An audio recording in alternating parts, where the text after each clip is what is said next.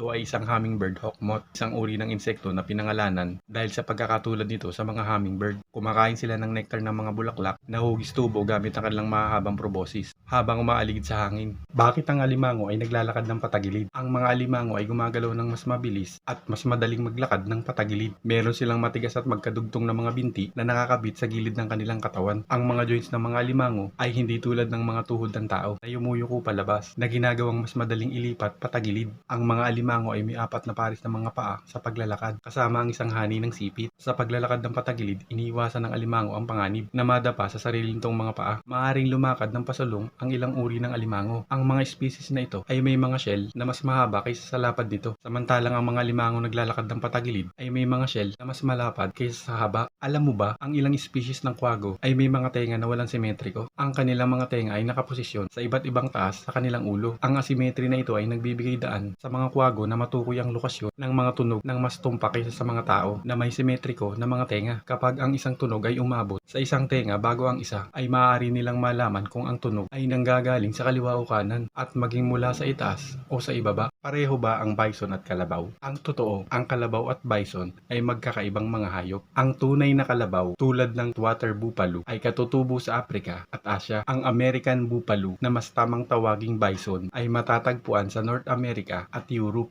Habang ang bison at kalabaw ay nasa pamilyang Bovidae, hindi sila malapit na magkamag-anak. Bakit ang laki ng ilong ng proboscis monkey? Ang proboscis monkey ay sikat sa malaki at matangos nitong ilong. Ang mga lalaking proboscis monkey ay may pinakamalaking ilong sa anumang primate na may sukat na higit sa 4 na pulgada ang haba. Ang bulbous noses ng mga unggoy ay bumababa sa ibaba ng kanilang mga bibig. Ang pinakamalaking ilong ay nabibilang sa mga lalaking nasa ustong gulang na ginagamit ang mga ito sa pang-akit ng kapareha. Bakit hindi makalakad ng tuwid ang mga gorilya? Habang ang mga gorilya ay kayang tumayo ng tuwid, mas gusto nilang maglakad gamit ang 2 kamay at paa. Ang kanilang mga braso ay mas mahaba kaysa sa kanilang mga binti. Ginagamit ng mga gorilya ang likod ng kanilang mga daliri bilang mga karagdagang paa kapag sila'y naglalakad. Ito ay tinatawag na knuckle walk. Isda ba ang eel o ahas? Habang ang kanilang mahaba at payat na itsura ay kahawig ng isang ahas, ang mga eel ay isang uri ng mga isda. Tulad ng mga ahas, ang mga eel ay mahaba at nababaluktot, ngunit hindi tulad ng mga ahas, wala silang kaliskis. At kung titingnan mong mabuti, makikita mo ang isang eel na may mahaba at mababang palikpik. Ito ay isang tuloy-tuloy na nakapaligid sa dulo ng buntot. Hindi tulad ng karamihan sa mga isda, ang mga eel ay walang pelvic fins. Karamihan sa mga species ng eel ay kulang din sa mga pectoral fins. Upang lumangoy, ang isang eel ay bumubuo ng mga alon na naglalakbay sa haba ng katawan nito. Umiinom ba ng tubig ang balyena? Ang mga balyena ay karaniwang hindi umiinom ng tubig. Kumukuha sila ng tubig mula sa maliliit na nilalang sa dagat na kanilang nakakain. Tulad ng krill at isda, ang digestive system ng balyena ay nakakakuha ng tubig mula sa pagkain nito. Kapag ang balyena ay kumain ng maraming pagkain, maaari rin silang lumulok ng ilang tubig dagat. Ang mga balyena ay may mga espesyal na bato na nagsasala ng mataas na antas ng asin mula sa tubig dagat na nagpapahintulot sa kanila na iproseso ito.